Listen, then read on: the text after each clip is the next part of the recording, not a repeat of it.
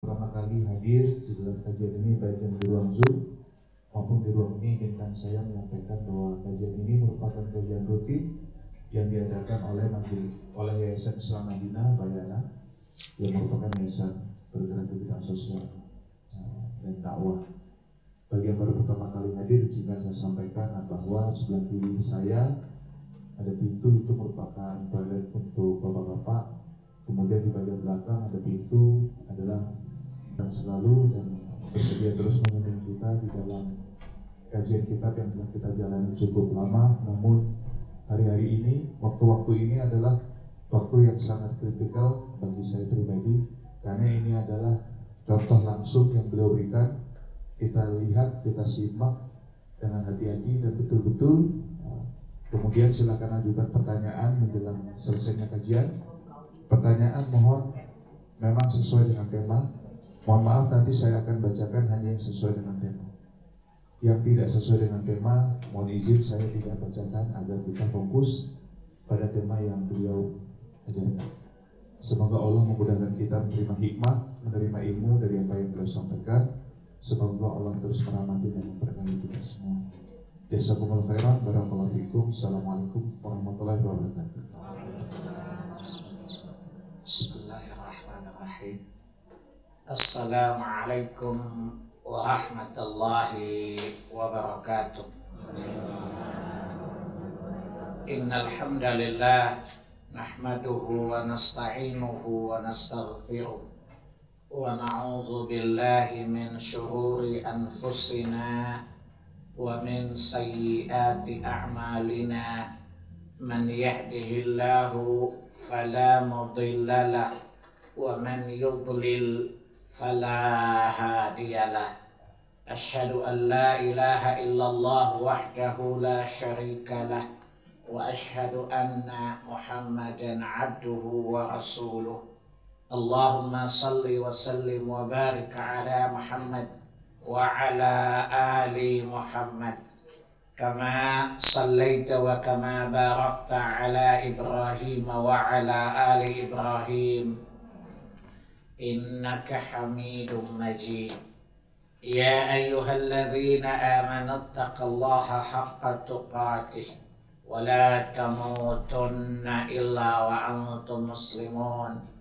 Ya ayyuhan nasu taqu rabbakum alladzi khalaqakum min nafsin wahidah wa khalaqa minha zawjaha وبث منهما رجالا كثيرا ونساء واتقوا الله الذي تساءلون به والأرحام إن الله كان عليكم رقيبا. يا أيها الذين آمنوا اتقوا الله وقولوا قولا سديدا يصلح لكم أعمالكم ويغفر لكم ذنوبكم ومن يطع الله ورسوله فقد فاز فوزا عظيما. أما بعد فإن أصدق الحديث كتاب الله وخير الهدي هدي محمد صلى الله عليه وسلم وشر الأمور محدثاتها وكل محدثة بدعة وكل بدعة ضلالة وكل ضلالة في النار. Bapak dan Ibu ikhwatal iman, a'azzani Allah wa iyyakum wa rahimani Allah wa iyyakum. Alhamdulillah, segala puji bagi Allah Subhanahu wa taala atas segala nikmat dan karunia-Nya. Salawat dan salam atas junjungan kita Rasulullah sallallahu alaihi wasallam. Ibu-ibu udah sarapan belum? Beneran? Karena mukanya kok loyo-loyo gitu. Kayaknya belum sarapan ya. Udah, sarapan apa hari ini? Nasi kuning ya? Apa bubur Cianjur? Baik, saya hari ini spaghetti bolognese. Saya kalau sarapannya kayak bule-bule lah ke Belanda kalau sarapan. Ya. Baik. Ibu-ibu dan bapak-bapak sekalian, kita lanjutkan kajian kita sifat salatnya Rasulullah sallallahu alaihi wasallam. Saya ulangi dua kaidah. Pertama, al-aslu ibadatu mamnu' hatta yaquma bi dalilin 'alal amr. Hukum asal ibadah itu haram. Tidak boleh dilakukan sampai ada dalil yang menegaskannya. Oleh karena itu kalau ada kayak bilang gak usah pakai dalil, pokoknya amal aja, kata goblok gitu bilang. Jelas? Karena agama ini dibangun di atas dalil, di atas hujah. Para nabi itu diutus untuk menegakkan hujah, mana yang boleh, mana tidak boleh. Itu yang pertama. Kemudian secara spesifik untuk sholat, kaidah kedua kata Nabi, sallu kama ra'aitumuni usalli. Sholatlah kalian sebagaimana kalian melihat aku sholat. Berarti di sini yang menjadi objek untuk diteladani dalam sholat adalah Rasulullah sallallahu alaihi wasallam. Yang kedua, hadis ini mengisyaratkan bahwa Allah dan Rasulnya tidak mengizinkan siapapun untuk diikuti cara sholatnya. Jadi kalau Bapak Ibu sholat bukan dengan melihat Nabi, kata malaikat nomor tidak dikenal, tertolak. Kalau beribadah tidak dengan dalil, tidak berdasarkan contoh Nabi, itu termasuk perkara baru gak dalam agama. Dan kata Nabi, man ahdatsa fi amrina hadza ma laysa minhu fahuwa raddun. Siapa mengada-ada perkara baru dalam urusan agama ini tertolak. Ya, atau dalil yang lain, man amila amalan laisa alaihi amruna fahuwa raddun. Siapa beramal dengan sebuah amalan yang tidak kami rekomendasikan, yang tidak kami syariatkan, fahuwa raddun, tertolak. Dan kata Nabi di hadits yang lain, kullu muhdatsatin bid'ah. Setiap perkara baru dalam agama adalah bid'ah, dan setiap bid'ah adalah sesat. Tidak ada bid'ah hasanah. Ya, dan setiap kesesatan itu adalah neraka. Jadi kalau ada orang dikasih tahu itu bid'ah loh, karena ada. Emang masalah buat lo, iyalah bego, masa neraka nggak dipermasalahkan? Ya orang diancam neraka kok gimana nggak masalah? Ya masalah lah ulah neraka. Kira-kira kalau ekspresi ibu kayak gitu, ya masalah gitu kan? Ini gaya ibu banget enggak? Bu, tapi jadi ibu yang jutek, jujur, intelek gitu loh. Jangan judes, jujur dari setan. Jelas? Iyalah masalah loh diancam neraka gitu kan? Masa nggak masalah? Emang ke neraka bukan masalah gitu? Ya masalah lah gitu. Biasa ibu-ibu kalau responnya kayak gitu kan, betul Bu? Kalau ditanya emang masalah Bu, ya masalah lah diancam neraka. Jelas? Masa masuk neraka bukan masalah? Nah, itu namanya otak lo jeblok, jelek dan goblok namanya. Namanya ponten lo naon? Jeblok, jelek dan goblok banget gitu loh. Baik, kemarin kita udah bahas tentang takbir dan mengangkat tangan ya. Jadi untuk diulangi bahwa takbiratul ihram adalah takbir yang mengharamkan kita melakukan apapun bukan sholat, kecuali jika dibutuhkan. Menggaru-garu bagian dari sholat bukan, tapi kalau dibutuhkan boleh. Ya, kalau berpindah tempat boleh nggak? Boleh kalau dibutuhkan. Misalnya di depan ada sutra, tiba-tiba sutranya pergi, kita boleh pindah kan? Nah, jadi takbiratul ihram artinya takbir yang membatasi antara sholat dengan bukan perbuatan dan ucapan sholat, kecuali jika dibutuhkan. Ya, dan itu contoh. Kemudian yang kedua, saya udah kasih tahu kemarin dengan hadis-hadisnya bahwa takbir itu disertai dengan mengangkat tangan. Idza kabbara rafa'a yadayhi. Dan dijelaskan bahwa dari Sa'id Al-Khudri bahwa Nabi jika bertakbir seraya mengangkat kedua tangannya. Dan ada 3 cara mengangkat tangan Nabi. Pertama, bersamaan dengan takbirnya. Ya, jadi Allahu Akbar bersamaan. Yang kedua, takbirnya lebih dahulu, angkat tangannya belakangan. Allahu Akbar baru angkat tangan. Jelas? Yang ketiga, takbir dahulu baru angkat tangan dulu baru takbir. Ya, Allahu Akbar. Ketiga-tiganya boleh karena ketiganya pernah dicontohkan oleh Rasulullah sallallahu alaihi wasallam. Maka selain itu tidak boleh. Kemudian kemarin dijelaskan bahwa posisi tangan itu telapaknya menghadap kiblat ya. Jadi saya lihat banyak laki-laki takbir tuh gini. Ini salah, telapak tangannya, jari-jarinya tegak ke langit. Coba lihat haditsnya di buku antum, halaman 276. Karena ya dari Abu Hurairah, karena Rasulullah sallallahu alaihi wasallam idza dakhala fi salati rafa yadayhi madda.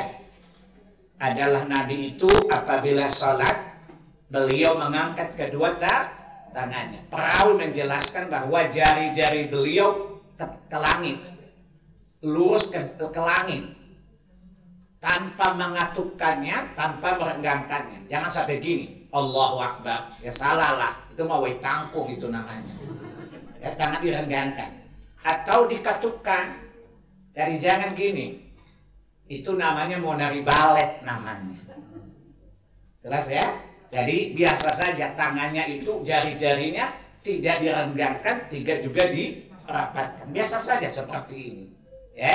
Kemudian ada dua kondisi, ma'udhnai bersama berata dengan telinga, au khatoman kibai atau rata dengan bahu. Sehingga kalau ada orang gini, Allahu Akbar, sholatnya sah tapi tidak mengikuti sunnah. Kan saya bilang sah secara fikih dan bagus menurut sunnah kan. Ibu kalau berpenampilan pengen biasa aja, standar atau paling bagus? Dasar matre loh, urusan dunia aja, dasar mamat manusia matre. Jelas? Ibu-ibu kalau lipstick aja mesti bagus kan? Ya, nggak pakai masih bengkok lagi. Ya, masih bengkok dipakai tisu lagi kan? Sampai rata betul itu bibirnya. Padahal bibirnya udah keriput juga. Ya, tapi tetap pengen lebih bagus kan? Apalagi ibadah. Karena kata Allah, liyabluwakum ayyukum ahsanu amala. Kalian diuji oleh Allah siapa yang paling bagus amalnya.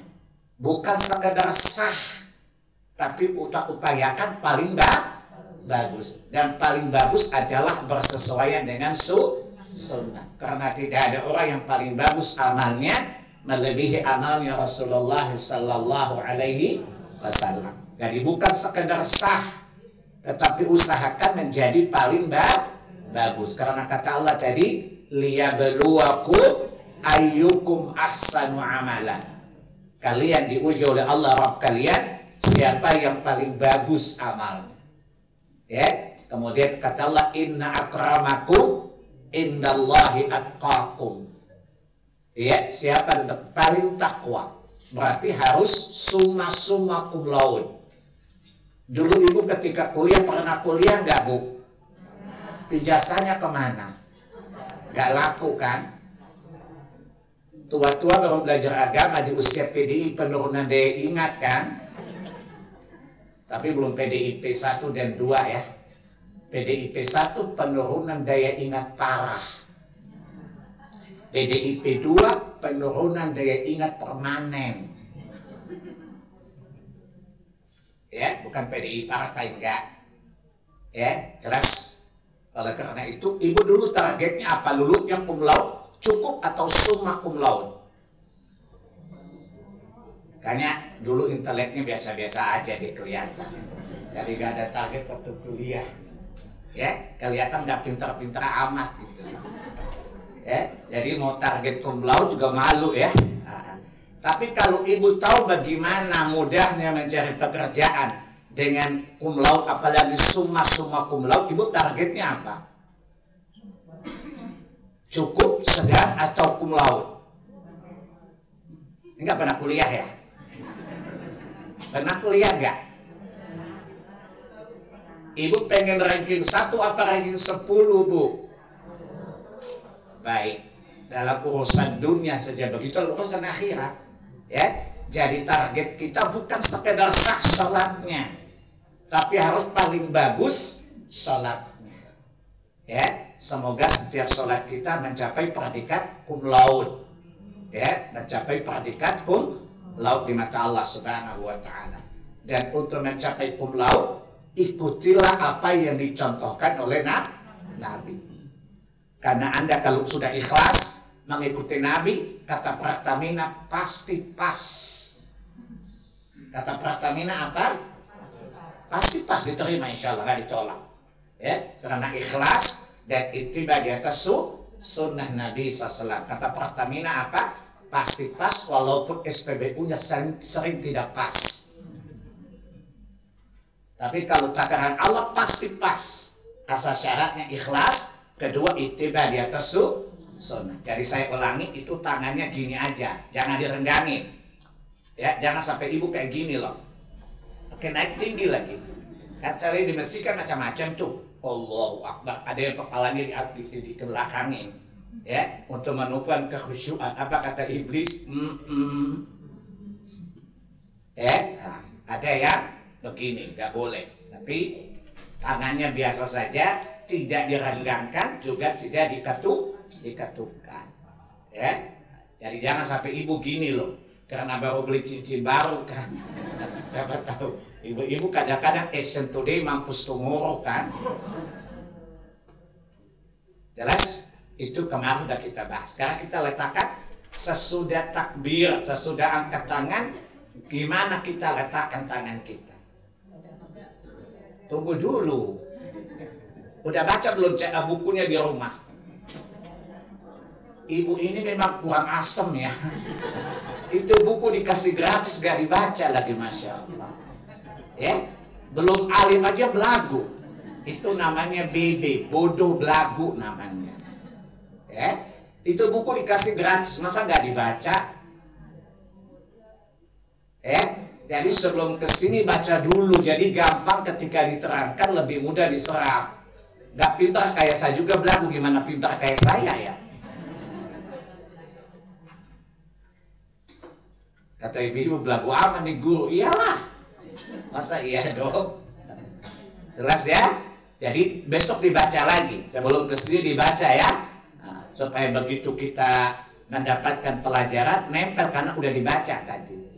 Ibu sibuk banget ya di rumah ya, ya, karena ngurusin anak orang. Suami anak orang kan, kemudian anak sendiri kan, mana rese lagi anak orang tuh ya. Suami ibu lebih banyak reseknya apa enaknya?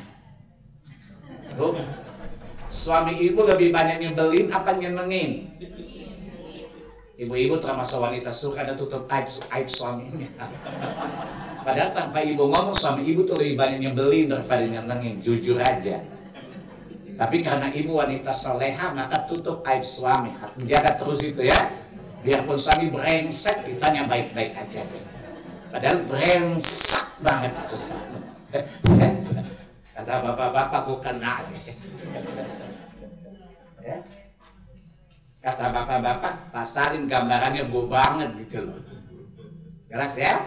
Kemudian coba lihat hadis dari Wa'id bin Hujr, ya, la azunnu ila salati Rasulullah sallallahu kaifa yusalli. Sungguh aku melihat bagaimana cara salatnya Rasulullah sallallahu alaihi wasallam. Wa'id di sini mengatakan dengan kalimat takkid, sungguh aku benar-benar melihat. Jadi informasinya valid. Beliau melihat langsung apa yang dilakukan oleh Rasulullah SAW. Ya, coba lihat la anzuranna. Di sini diawali dengan huruf takkid lam dan diakhiri dengan nun syaddah. Menunjukkan sang pembicara sedang tidak main-main, serius-serius banget. Bahwa dia sungguh-sungguh benar-benar melihat Rasulullah, bukan konon kabarnya. Kalau nggak salah gitu loh, enggak. Paham? Bahwa dia benar-benar sungguh-sungguh melihat Rasulullah SAW. Ya, panadzartu ilaih, maka saya melihat kepada beliau. Saya ingin datang dan menyaksikan gimana sholat. Ketika beliau sholat, saya memperhatikan sholat beliau. Ya, qama faqabbara wa rafa'a yadihi hatta hadata udhnayhi. Beliau bertakbir, mengangkat kedua tangannya yang tingginya serata dengan kedua telinganya dalam hadis ini. Makanya tidak boleh lebih dari telinga, tidak boleh rendah dari bahu. Ya, jadi paling tinggi adalah rata dengan telinga, paling rendah adalah ujung jari atas rata dengan bahu atau di tengah-tengahnya. Kemudian apa kata beliau? Tsumma wada yadahu yumna ala dhahri kafi al-yusra ya wa rasghi was-sa'i. Kemudian beliau apa? Meletakkan tangan kanannya di atas punggung telapak kirinya. Tangan kanan di atas punggung telapak kirinya. Tangan punggung tangan mana? Ini. Tangan tuh di mana? Ini kan? Diletakkannya di sini. Ya, kemudian ujung tangannya itu di pergelengan tangannya. Dan coba lihat, ininya diletakkan di mana? Di sini. Jelas? Nah, dalam hadis Wa'il ini. Ya, kemudian beliau meletakkannya di atas dada. Jadi coba lihat, saya mulai dari awal dari kemarin, coba lihat. Jadi jangan gini loh, biasa aja. Ya, yang paling rendah sejajar dengan bahu, paling tinggi dengan telinga. Jangan sampai Allah. Apa kata iblis? Mantap. Ya. Apa kata iblis? Lugu banget gitu loh, suka membangkang maksudnya. Lanjutkan bersama kita bisa. Go to hell maksudnya. Ya, dan tidak boleh gini bu. Ini mau ancang-ancang ngedance gitu. Dulu saya guru dance di Ambon. Ya, jadi tahu gimana ancang-ancangnya dance. Karena orang Ambon tuh pengdansa memang. Ya, orang Ambon tuh seng ada lawang memang. Ya, menyanyi dan dance itu pekerjaan mereka sehari-hari. Orang Ambon anak kecil udah tahu ngedance. Di rumah saya nggak ada, tapi suka curi-curi waktu pergi dengan teman untuk belajar dance. Ya, teman juga anak nakal ya. Baik, jelas ya. Jadi bukan gini, ya, bukan juga gini, tapi bukan juga gini, bukan juga gini. Ya, biasa saja. Ya, Allahu Akbar. Dan kemarin kafai telapak tangannya nahwal qiblah, menghadap ke arah qiblah. Jadi nggak boleh gini kayak tentara pensiun. Allahu Akbar. Ini udah hormat ke tentara pensiun. Ya. Ya. Kalau dulu waktu aktif kan gini, udah pensiun kan gini. Ya. Jadi sekali lagi tidak lebih tinggi dari telinga, tidak lebih rendah dari bahu, tidak direnggangkan jari-jarinya, juga tidak diketukkan, tidak dirapatkan, biasa saja. Dan telapaknya menghadap ke arah kiblat. Ujung-ujung jarinya tidak boleh melengkung, tapi menunjuk ke langit. Sampai sini jelas? Kemudian letakkan telapak tangan ini, ya, ini tangan diletakkan di atas punggung tangan kiri, ini punggung tangan kan? Ya, begini seperti ini. Coba semuanya. Ya, ada yang gini. Allah.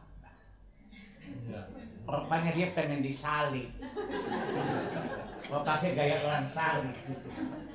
Saya pernah pukul teman saya waktu kuliah. Dia kalau sholat gini, yuk kayak yang salib lo gini-gini. Bukan begitu cara sholatnya.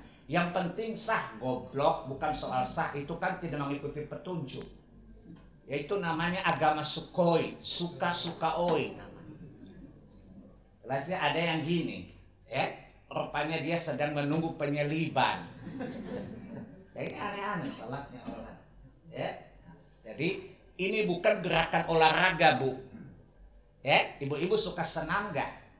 Kelihatan anggota PKK kan perempuan kurang kerjaan. Ya, PKK perempuan kasak kusuk. PKK perempuan kesana kemari. Kalau ibu ini PKK perempuan kejar kajian. Saya ini jago istilah ya. Lama-lama ibu bisa bikin kamus istilah ala Salim. Ya, namanya ESQ, Education of Salim Qibas. Ya, jadi begini meletakkan tangan. Jadi coba lihat, beliau meletakkan tangannya punggung tangan di atas tangan. Jelas? Kemudian ala sadrihi, di atas dadanya. Jadi nggak gini Bu, ala batni. Hadis datal batni itu lemah sekali, bahkan palsu. Ya dulu saya ketika kuliah ada dosen saya bilang kalau takbir harus diletakkan di kiri. Saya tanya kenapa di kiri Pak? Untuk menjaga lambung kiri. Lalu lambung kanan siapa yang jaga? Lalu ada dua. Dulu saya kuliah dosen pada pusing karena saya pakai akal-akal. Bapak lambung ada dua. Kalau Bapak jaga kiri, siapa yang jaga kanan? Padahal kanan lebih penting dari kiri Bu. Hanya dia nggak jawab. Dia bilang saya pusing ketemu kamu. Karena Bapak bodoh saya bilang. Kalau Bapak pintar pasti bisa melayani saya. Ya, jadi ini aneh. Ya, ini ala para sufi. Ini ibadahnya para sufi. Kita mengikuti Nabi ala sadr, di atas dada beliau. Jadi Anda bisa seperti ini, kemudian meletakkan di atas dada, tidak di atas perut atau di sini. Ya, pas dada, namanya sadri ini. Ya, sadri itu adalah di sini. Ada mengatakan kalau perempuan di bawah payudaranya ditekan ke atas. Dulu ada ustaz dari TPRI ngomong kayak gitu. Ya, jawab aja ketika saya ditanya. Kan kata Nabi sallu kama ra'aitumuni usalli. Berarti kata Ummu Rubaiyah, Nabi mengajarkan kami wanita seperti kaum laki-laki. Maka kaidahnya berlaku umum. Laki-laki atau perempuan sholatnya seperti Nabi. Kecuali ada dalil khusus yang mengkhususkan kemutlakan dalil tadi. Dan tidak ada yang mengatakan khusus perempuan diletakkan di bawah payudaranya. Maksa vulgar bahasa dan supaya gampang yang mengerti ya. Kalau ada yang porno itu namanya Victor, pikiran kotor namanya. Itu urusan dia. Lalu tekan ke atas. Ya, ini adalah dongeng, hoax itu. Karena tidak ada petunjuk Nabi tentang itu. Ya, laki-laki dan perempuan kondisinya adalah sama. Karena kata sahabiat tadi, Nabi mengajarkan kaum perempuan sholat sebagaimana kaum laki-laki. Maka dalam kaidah agama, dalil yang mutlak tidak boleh dibatasi kemutlakannya kecuali ada dalil khusus. Kata Nabi, sallu kama ra'aitumuni. Kalian semua laki-laki dan perempuan, sholatlah kalian sebagaimana aku sholat. Ya, ada pun Nabi kecuali bagi perempuan begini, dan itu namanya taksis, ada pengkhususan. Maka tidak boleh membatasi kemutlakan dalil kecuali dengan dalil. Tapi kata Pak Kiai begitu, yang buat syariat kamu ke Pak Kiai. Yang buat syariat siapa? Allah kan? Jadi kalau Anda mengikuti kata Kiai menyalahi Nabi, berarti Anda sudah berbuat syirik kepada Allah dalam ketaatan. Surat 42 ayat 21. Am lahum syuraka usara'u lahum minad-dini ma lam ya'zan bihillah. Apa engkau memiliki sekutu-sekutu selain Allah yang mensyariatkan kepada kalian agama tidak Allah izinkan? Menunjukkan bahwa syariat itu adalah seizin Allah. Dan Allah mengizinkan dua jalan, Quran maupun sunnah Nabi yang sahih. Jelas? Maka siapa yang menetapkan sebuah syariat bukan dari Quran, bukan dari sunnah yang sahih, maka dia telah membuat syariat tanpa seizin Allah. Maka dia telah mempersekutukan Allah dengan kiainya tadi. Tapi apa kata iblis? Mantap, lanjutkan bersama kita di sana. Go to hell maksud. Jelas? Ya. Jadi di atas dada. Coba lihat hadis yang kedua. Inna ma'asyiral anbiya umirna bita'jili fitrina wa ta'khiri sahurina wa wudi ayat aimanina ala syama'ilina fi salah. Kata Nabi, kami seluruh para nabi diperintahkan oleh Allah apa itu? Mempercepat buka puasa kami, memperlambat sahur kami, dan meletakkan tangan kanan di atas tangan kiri di dalam sholat. Hadis ini menunjukkan apa? Berarti sholatnya para nabi adalah sama. Pernah di awal kajian saya bilang, sholat itu ibadah seluruh para nabi atau cuma umat Muhammad saja? Masih ingat gak dalil-dalilnya? Kalau ditanya bisa jawab nggak? Tuh jawabannya nggak meyakinkan amat kan? Jelas ya? Jadi di sini menunjukkan bahwa kaifiat sholatnya para nabi itu sama. Yang membedakannya adalah bacaannya. Nabi terdahulu menggunakan bahasa kaumnya, adapun kita menggunakan bahasa Arab. Perbedaannya saja. Ya, tentu mereka tidak baca Quran, mereka baca kitab mereka. Ya, lafaz-lafaz tasbih tentu dengan bahasa Ibrani kalau Bani Israel. Ya, adapun kita dengan bahasa Al-Quran, bahasa Arab. Ya, jelas. Jadi coba lihat kata Nabi apa? Seluruh para nabi diperintahkan. Pertama, mempercepat buka puasanya, memperlambat makan sahur. Menunjukkan puasa kita sama enggak? Ibadah kita sama enggak ini? Dalam puasa ada buka, ada makan sahur, bukan? Ya, kemudian meletakkan tangan kanan di atas tangan kiri di atas dada kamu. Dan menunjukkan bahwa kaifiat gerakan sholatnya seluruh para nabi adalah sama.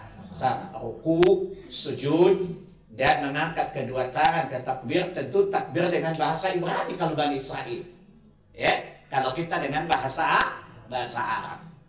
Dan perbedaannya bahwa umat terdahulu tidak membaca Fatihah. Karena Fatihah satu-satunya ayat Allah yang diturunkan kepada Rasulullah SAW. Dan 2 ayat terakhir dari surat Al-Baqarah. 2 ayat yang tidak pernah Allah turunkan kepada satu nabi pun sebelum Rasulullah SAW. Karena hadisnya dari hadis Muslim. Jelas? Jadi hadisnya menunjukkan bahwa ibadah para nabi itu adalah sama. Ada buka puasa, ada sahur, ya, waktunya sama. Mulai dari terbit fajar sampai tenggelamnya matahari. Kecuali dirusak oleh Yahudi. Ya, buka puasanya tengah malam atau jam 10. Ya, oleh karena itu kata Nabi, selisilah orang Yahudi, percepatlah buka puasa dan perlambatlah makan sahur. Dan orang menisbatkan diri kepada Islam tapi mirip Yahudi Syiah. Karena Syiah itu buka puasa jam 10. Karena Syiah kan buatan Yahudi. Ya, jadi ibadahnya mirip. Yahudi kan punya imam 12, Syiah juga sama. Angka 12 kan dari Yahudi kan.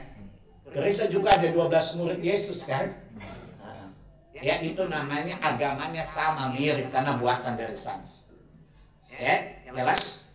Jadi semua para nabi sholatnya apa? Meletakkan tangan kanan di atas tangan kiri. Dan meletakkannya di mana?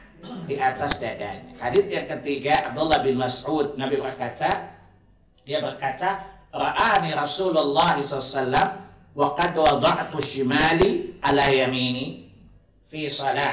Ya, fa akhadha bi yamini fa wada'aha ala shimal. Kata dia, Rasulullah pernah melihatku meletakkan tangan kiriku di atas tangan kananku. Beliau pun mengambil tangan kananku dan meletakkannya di atas tangan kiriku.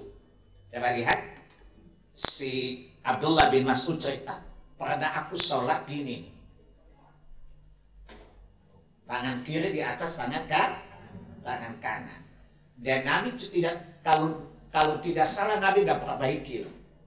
Ya, Nabi nggak bilang ulang sholat, enggak. Nabi datang lalu merubah posisi tangannya. Ya, tangan kanannya ditarik, disuruh letakkan di atas tangan kiri. Ini menunjukkan bahwa kalau lihat temanmu sholat dalam sholat boleh diperbaiki dengan gerakan. Ya, nggak usah disuruh bubar. Woi, salah woi. Nggak boleh. Ya, cukup antum datangin kalau ada yang begini. Kalau ditanya, tapi dia kidal Ustaz. Lagian kalau kidal kan gunakan tangan. Tapi kalau meletakkan tidak ada kaitan sama kidal dan nggak kidal kan. Jadi ini menunjukkan bahwa salah meletakkan tangan kiri di atas tangan kanan. Karena Nabi memperbaiki kesalahan Abdullah bin Mas'ud. Kalau itu benar pasti Nabi diamkan. Ternyata Nabi memperbaiki kesalahan Abdullah bin Mas'ud, menunjukkan tidak dibenarkan meletakkan tangan kiri di atas tangan kanan. Justru sebaliknya, kita meletakkan tangan kanan di atas tangan kiri seperti posisi yang disebutkan Wa'il bin Hujr tadi. Sampai di sini jelas gak? Sampai di sini jelas gak? Kalau ujian bisa jawab. Antum kejar hadiah ya. Masya Allah. Baik. Saya punya stok batik masih ada, tapi yang 7 juta. Jadi nggak saya kasih hadiah di sini, terlalu mahal soal. Kecuali antum hafal Arba'in An-Nawawi, baru saya kasih 2 piece. Antum tahu Iwan Tirta kan? Saya termasuk salah satu kolektornya.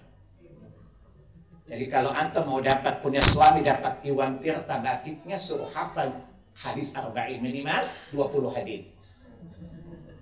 Saya kasih 2 piece batik Iwan Tirta. Bila perlu saya jahit. Punya baju saya bagus gak? Bagus kan? Ini ongkosnya 3 juta sekali jahit. Saya jahit di Plaza Indonesia.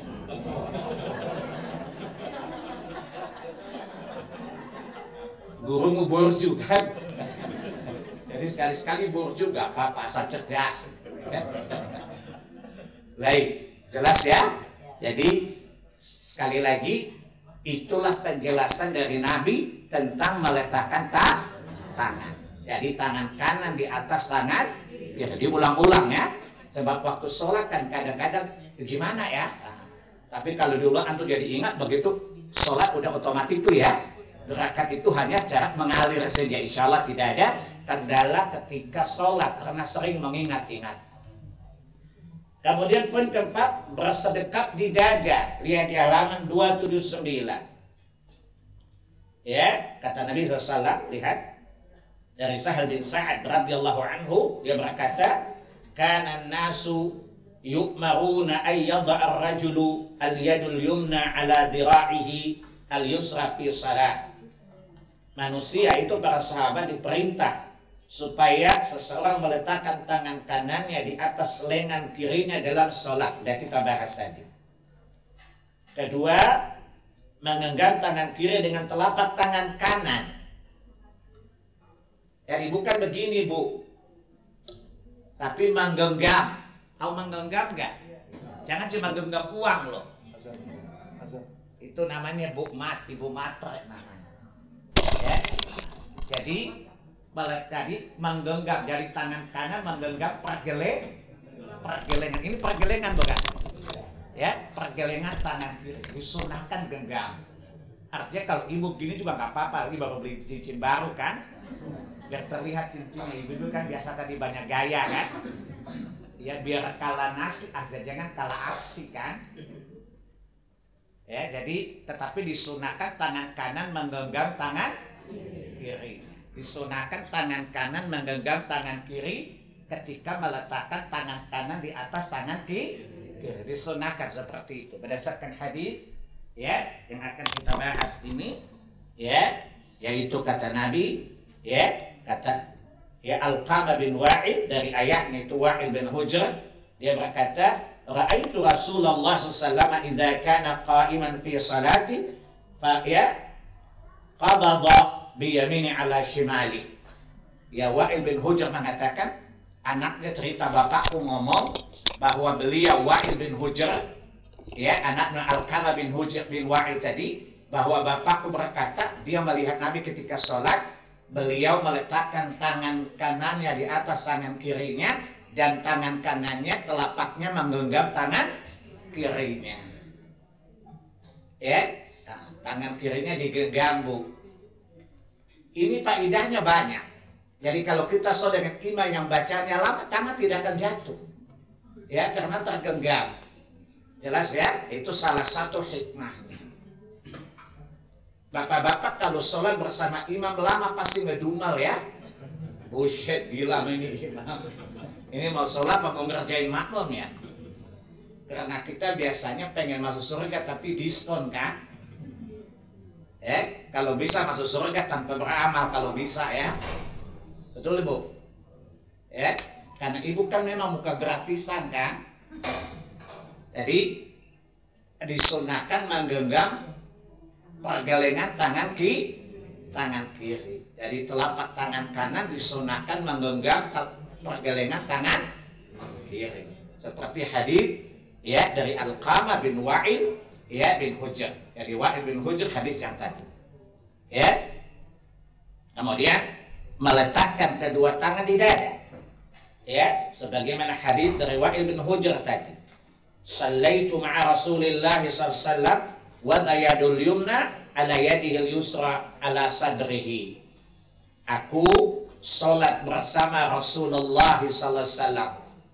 Ya, beliau ya meletakkan tangan kanannya di atas tangan kirinya, kemudian meletakkannya di atas dada.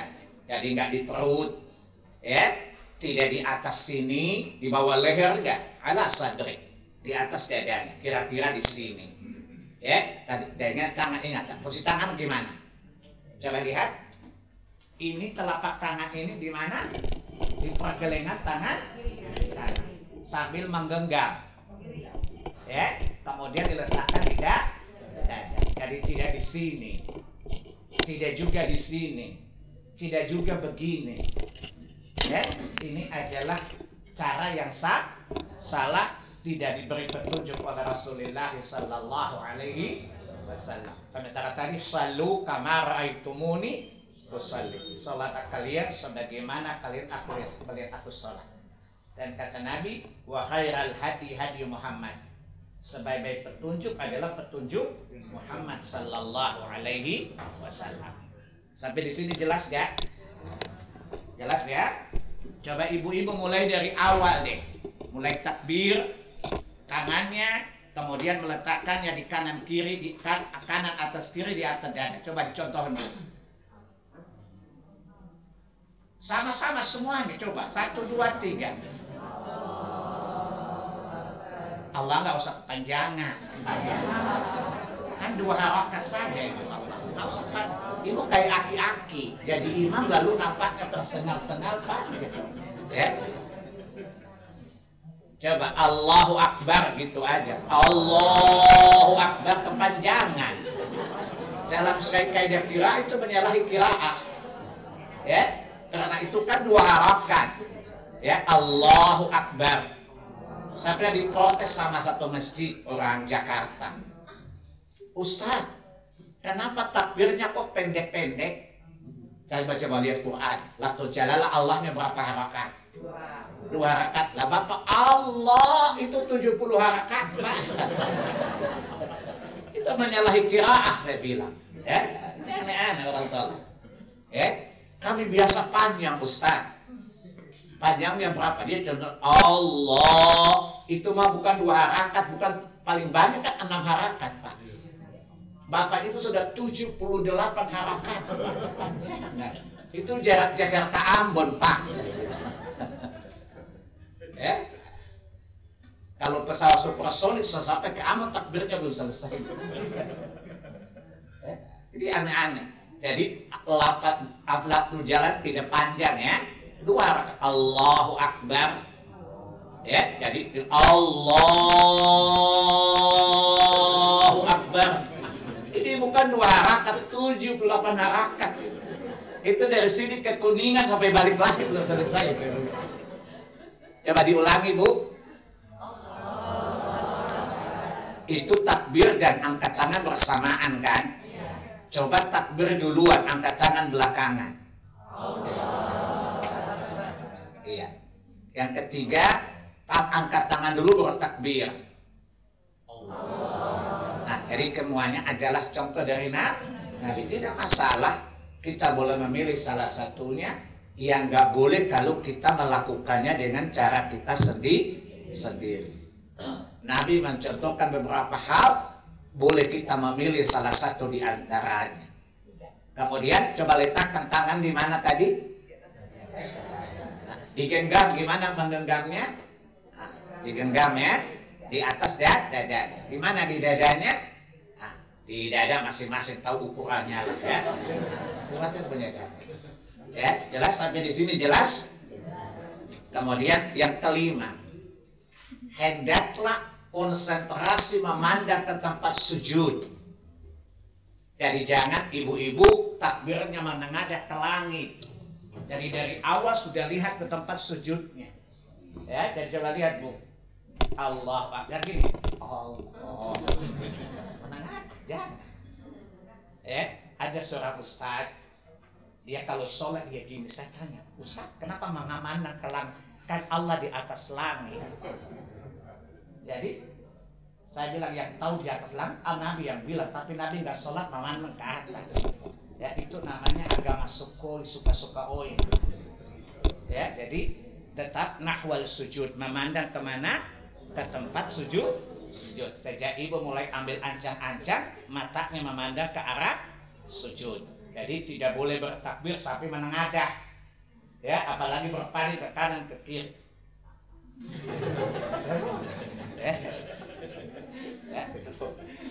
Jadi termasuk menyalahi sunnah kalau menengadah atau berpaling dari tangan ditendang oleh setan langsung hadis.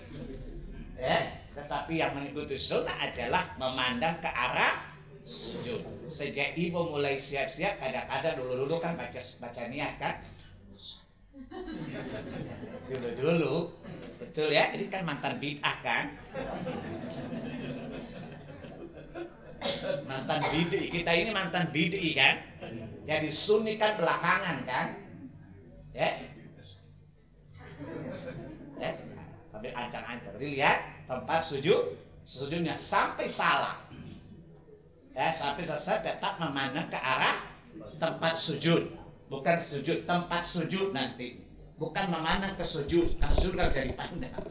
Memandang ke arah tempat sujud. Memandang tempat sujud, bukan memandang ke sujudnya, karena sujud nggak bisa terlihat. Anda bisa melihat orang lain sujud, tapi Anda tidak bisa melihat sujud antum sendiri. Jelas? Yang dimaksud tempat sujud. Berdasarkan hadis, Nabi mengatakan, dakhala Rasulullah sallallahu al-Ka'bah, ma khalafa basaru, mawdi'a sujudi hatta kharaja minha. Bahwa Nabi pernah masuk ke Ka'bah, beliau salat dan beliau tidak memalingkan wajahnya dari tempat sujudnya sampai beliau selesai salat. Di sini Nabi si perawi mengatakan dia melihat Nabi ketika salat di Ka'bah, beliau memandang tempat sujudnya dan tidak berpaling darinya sampai selesai salat. Menunjukkan mulai dari starting sampai finish. Finish itu salam kan? Kalau salam berpaling kemana? Kanan dan kiri kan? Berarti tentu tidak melihat ke tempat sujud. Jadi mulai dari starting sampai finish, kita senantiasa melihat ke tempat sujud berdasarkan hadis ini. Kemudian perhatikan, jangan sampai tutup mata. Ada ibu-ibu kan dibilang, Bu, kenapa ibu sholat tutup mata, Bu? Lebih khusyuk, Ustaz. Jawabannya nggak boleh, karena orang musyrik Majusi itu menyembah api dengan tutup mata. Orang Yahudi juga ibadah tutup mata. Orang Nasrani juga tutup mata, bukan? Tuhan, dalam kasih-Mu di pagi ini, kami bermohon kepadamu Tuhan keberkahan. Sambil tutup mata. Dan kita tidak boleh menyerupai ibadah orang-orang kafir. Kata Nabi, la tashabbahu bil yahud wa la tashabbahu bin nasara, man tashabbaha bi ghairina falaysa minna. Rawahu Ibnu Majah. Jangan kalian menyerupai Yahudi dan jangan kalian menyerupai Nasrani. Barang siapa menyerupai orang di luar kami, maka dia tidak termasuk dari kami. Kalau pada lafaz Ahmad, man tashabbaha biqaumin fahuwa minhum. Barang siapa menyerupai satu kaum, maka dia termasuk kaum itu. Jadi jangan nutup mata ya Bu, dengan alasan khusyuk. Karena itu perkara yang dimakruhkan. Tidak membatalkan sholat, tapi makruh dan tercela karena menyerupai ibadahnya orang kafir. Kita sering berdoa apa? Ihdinas siratal mustaqim, siratal ladzina an'amta alaihim. Kita minta supaya Allah berhidayah orang di atas nikmat Islam, di atas sunnah, ghairil maghdubi alaihim, bukan jalan orang durhaka, orang Yahudi. Ya waladhdallin, dan bukan pula jalan orang yang sesat. Menutup mata ketika salat itu adalah perbuatan Yahudi dan Nasrani, al-maghdub dan ad-dallun. Dan kita tidak ingin meniru keduanya berdasarkan hadis dan Quran tadi. Jelas? Ibu-ibu bilang, tapi saya khusyuk Ustaz. Saya bilang, jadi saya yakin itu benar. Dan ibu-ibu kebanyakan panjang lidahnya, pendek akalnya, cetek imannya kan. Bu, orang Nasrani ketika sholat, ketika ibadah khusyuk enggak? Khusyuk enggak? Apakah dia khusyuk agamanya benar? Enggak kan? Jadi Anda khusyuk bukan berarti tanda kebenaran. Mengikuti kebenaran pasti khusyuk. Jadi khusyuk itu bukan tanda kebenaran. Ya, sebab coba lihat orang, haleluya, khusyuk dia. Ya, gitu kan? Khusyuk. Ya, dia khusyuk kan? Apa karena dia khusyuk agamanya benar? Enggak kan? Nah ini contoh baik panjang lidahnya, pendek akalnya, cetek iman. Ya, di sini iman memandu akal, akal memandu lisan. Ibu-ibu kebanyakan lisannya mandu akal mandu iman. Sesatlah bulat-bulat. Jelas? Jadi tidak boleh sambil menutup atau merem, kata orang sekarang, orang di sini ya. Jadi merem mata dengan alasan khusyuk tidak boleh. Karena itu menyerupai ibadah orang kufar Majusi ketika menyembah api sambil mengatupkan kedua matanya. Yahudi juga demikian, Nasrani juga demikian. Ya, saya punya teman kalau mau makan tuh dia begini. Saya bilang, apa yang kamu baca tadi? Gini, emang lagi pusing kepalamu. Jadi dulu saya pernah ikut kegiatan berteman satu kamar dengan orang non-muslim.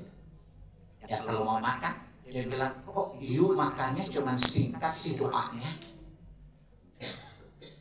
Kok cuma baca bismillah aja? Emang Tuhanmu kok menyederhanakan masalah?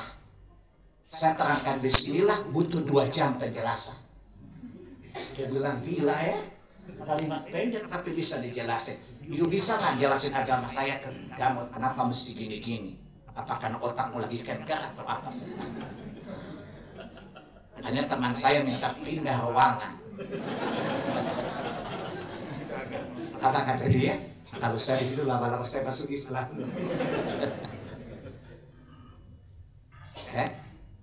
Kata teman saya, itu kenapa dia pindah? Dia takut murtad. Dia takut dari rupiah dia. Tapi rupanya setannya kuat, jadi suruh dia pindah. Jadi tidak boleh menyerupai ibadah orang kufar. Baik. Jadi sekali lagi jangan sambil menutup mata. Buka saja mata dan lihat ke arah sujud, tidak berpaling ke kiri, dan insya Allah khusyuk kok. Asalkan sambil memahami bacaan salat. Baik, kita masuk ke poin yang ke-6. Membaca doa istiftah atau iftitah. Boleh, kalau kita kumpulkan hadis ada 12 jenis atau ragam baca iftitahnya Nabi. Atuyu, terserah lo. Boleh pilih yang mana yang mudah untukmu. Misalnya, Allahumma ba'id baini wa baina khataayaya kama ba'adta bainal masyriqi wal maghribi. Allahumma naqqini min khataayaya kama yunaqqa ath-thawbul abyadu minad danas. Allahumma ghsilni min khataayaya bil ma'i wath thalji wal barad. Boleh baca itu. Bahkan Nabi membaca ini hampir di setiap sholat wajibnya. Itu lafaz yang pertama. Lafaz yang kedua, wajjahtu wajhiya lilladzi fatara as-samawati wal ardi hanifan musliman wa ma ana minal musyrikin. Inna salati wa nusuki wa mahyaya wa mamati lillahi rabbil alamin. La syarika lahu wa bidzalika umirtu wa ana awwalul muslimin. Allahumma antal maliku la ilaha illa anta subhanaka wa bihamdika anta rabbi wa ana abduka kepanjangan ya. Dan ibu pasti nggak mau panjang-panjang kan? Ibu kalau gibah yang panjang boleh, tapi kalau doanya pasti maunya pendek-pendek.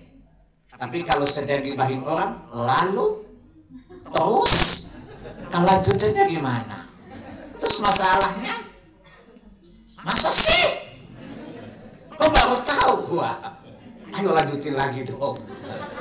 Ini saya pernah ngumpul ibu-ibu di mall lagi gibah. Jadi saya ceritakan yang saya lihat. Ya, tapi kalau iftitah kalau bisa paling pendek kan? Qurannya juga kalau bisa inna ataina kan? Supaya cepat. Kalau berdialog dengan Allah ingin cepat, tapi kalau riba kalau bisa diperpanjang kan? Ibu kalau jadi makmum imam yang sholatnya lama ibu ngedumel, tapi kalau nonton sekajam silet. Mata ibu langsung melotot seperti kuntilanak habis beranak. Ini menunjukkan bahwa maksiat itu lebih menarik daripada ketaatan. Jujur aja Bu, ibu kalau baca Quran 1 lembar ngantuk enggak? Tapi kalau gibah 7 jam biasa aja kan? Biasa. Apalagi ibu muda iguana, ibu gaul di mana-mana kan? Iguana itu apa? Ibu gaul di mana? Tahu iguana enggak? Langsing mulutnya enggak stop-stop kayak ibu. Ya. Tahu binatang iguana enggak Bu? Enggak pernah gemuk kan? Tapi mulutnya enggak stop kayak ibu-ibu. Maka saya kasih judul iguana, ibu gaul di mana-mana. Ibu kan anak gaul kan? Baik. Atau ibu baca doa yang lain. Ya, wajjahtu wajhiya lilladzi fatara as-samawati wal arda hanifan musliman wa ma ana minal musyrikin. Inna salati wa nusuki wa mahyaya wa mamati lillahi rabbil alamin la syarika lahu wa bidzalika umirtu wa ana awwalul muslimin. Allahumma hdini li lisanil akhlaq wa ahsanil a'mal la yahdi li ahsaniha illa anta wa fi sayyi'al akhlaqi wal a'mali la yaqi syai'aha illa anta. Sepertinya orang di zaman sekarang memperbanyak doa ini ya. Perhatikan, coba lihat. Allahumma hdini li ahsanil akhlaq. Ya Allah, beri aku petunjuk untuk memiliki akhlak yang baik. Ya, anak-anak muda mesti banyak iftitah ini supaya Allah perbaiki akhlak. Karena anak sekarang akhlaknya paling buruk enggak? Ngomong sama orang tuanya seenak modelnya enggak? Ya, karena korban sinetron dan drakor bukan? Karena ibunya juga bukan drakor kan? Ya, Lee Min Ho kan? Oh Bapak tahu? Ya tahu lah iklannya di mana-mana kan? Bukan saya nonton drakornya, lihat iklannya. Ya, dan saya kalau sudah ingat susah lupa. Beda dengan ibu, sering lupa daripada ingat. Yang ibu ingat uang belanja kan, nggak boleh telat kan, kelihatan banget. Ya, kemudian apa? Wa ahsanil a'mal, dan ya Allah perbagus ibadahku, amalku. Jadi beri aku petunjuk untuk memperbagus akhlakku dan memperbagus amalku. La yahdi li ahsaniha illa anta.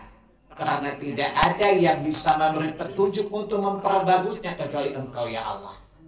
Ya, ya, waqini sayyi' al-akhlaq, dan jauhkan aku dari akhlak yang buruk, wal a'mal, dan juga amal-amal yang buruk. La yaqi syai'aha illa anta.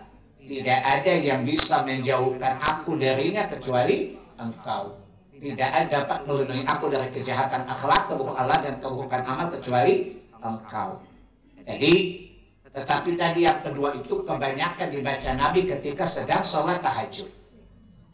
Adapun sholat wajib biasa rata-rata Nabi baca Allahumma ba'id baini wa baina khatayaya. Ya, seterusnya seperti itu. Atau yang pendek nih pasti ibu-ibu suka nih. Subhanakallahumma wa bihamdika tabarakasmuka wa ta'ala jadduka La ilaha illa ghairu. Apalagi ibu-ibu mau ke pesta kan, udah diklakson suami, bullshit, gila nih suami, kurang lagi sholat juga diklakson. Maka baca yang pendek saja, ya. Subhanaka Allahumma wa bihamdika, wa tabarakasmuka, wa ta'ala jaduka, wa la ilaha illa ghairu. Ya, lihat di bukunya, ya di rumah bisa dibaca sambil dihafal. Atau yang paling pendek lagi, ya Allahu Akbar kabira, walhamdulillahi katsira, wa subhanallahi bukratan wa asila. Karena ibu dari dulu baca yang ini deh. Karena itu di kitab fikih Indonesia kan semuanya yang ini kan, lafaz ini kan, ya Allahu Akbar kabira, walhamdulillahi katsira, wa subhanallahi bukratan wa asila. Dulu ketika saya SD praktek sholat, ya, di buku itu ditulis yang ini. Saya baca Allahumma ba'id baini wa baina khataya. Guru saya marah. Kamu kenapa baca itu? Kenapa nggak baca yang di buku? Kan kita sholat ikut Nabi, bukan ikut buku, Pak. Emang salahku di mana? Tapi di buku kan yang pendek, ya suka-suka saya lah. Kalau saya mau cari pahala yang panjang, kenapa emang? Ya? Kata guru, kamu kok ngeyel? Lah bapak yang bodoh dikasih tahu ngotot. Karena gurunya murid bapak saya, jadi saya berani. Kan saya anaknya tuan guru. Saya bilang, bapak kan ngaji dalam bapak saya kan? Iya, bapak saya ngajarin gimana? Hadisnya apa? Allahumma ba'id baini wa baina khatayaya. Ya, jadi kalau saya baca itu gak salah juga dong. Hanya berantem gak jadi sholat. Saya bilang saya gak mau sholat kalau bapak rubah-rubah saya. Ya, saya pulang saya kasih tahu ke ayah saya. Tapi itu saya sholatnya di sana kok aneh sholat. Kata ayahku, jadi jalan tengah. Kalau ujian, jawab yang di buku. Kalau enggak lulus. Kalau sholat ikut sunnah Nabi, kalau enggak diterima. Jelas? Hanya saya kalau jawab yang di buku. Ya, kalau enggak lulus. Ya, tapi kalau saya sholat, saya ikut yang sunnah. Dari kata ayahku, ikut saja, ambil jalan tengahnya nak. Nanti kalau di sekolah baca yang di buku itu, insya Allah lulus. Ya, tapi kalau sholat ikut sunnah Nabi, insya Allah diterima. Ikut buku itu nanti tidak diterima salat. Karena buku itu menterinya ormas tertentu kan, mengikuti akidah ormas itu kan. Ya, jadi yang penting udah umum. Makanya ibu-ibu hafal kan. Allahu Akbar kabira, walhamdulillahi katsira, wa subhanallahi bukratan wa asila. Ini sebenarnya bukan dari Nabi ya. Ini bacaan sahabat yang Nabi dengar. Lalu Nabi katakan, siapa mengucapkan itu? Ya, kemudian ada mengatakan saya. Kata Nabi, aku melihat 30 malaikat memperebutkan bacaanmu tadi. Jadi ini takririyah. Jadi ini lafaz bukan ucapan Nabi ya, tapi sebuah lafaz yang diucapkan sahabat yang kemudian Nabi membenarkannya. Lalu Nabi merekomendasikan untuk boleh dibaca.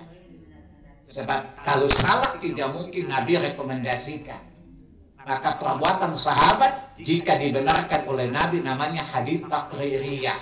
Sikap Nabi terhadap perbuatan sahabat. Kalau salah Nabi tegur, kalau benar Nabi benarkan. Ini kadang-kadang digunakan alasan orang yang bikin bid'ah. Boleh bid'ah nggak apa-apa, sahabat pernah beramal. Pertanyaannya, tidak semua perbuatan sahabat dibenarkan kan?